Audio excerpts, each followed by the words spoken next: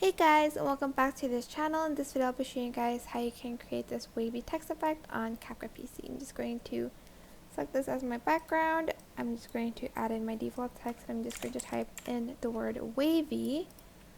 And I am going to select this as the font. I'm also going to select this kind of font style. Text style. Then I'm just going to select the curve one, and I'm just going to adjust the strength. Maybe I'm just going to type something else like ocean, so it's a little bit longer than that. And I want this like wave, so I'm just going to copy and paste that. And then here I'm going to do -115 instead. And it creates this like nice wavy text effect on your videos. You can just move this and just center that, and yeah, that is it.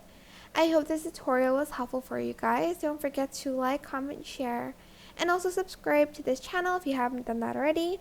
If you have any questions, just leave it in the comment section down below and I'll try my best to answer them all for you guys. And if you found this video helpful, please click the thanks button above the description box down below. Thank you so much for watching. Bye!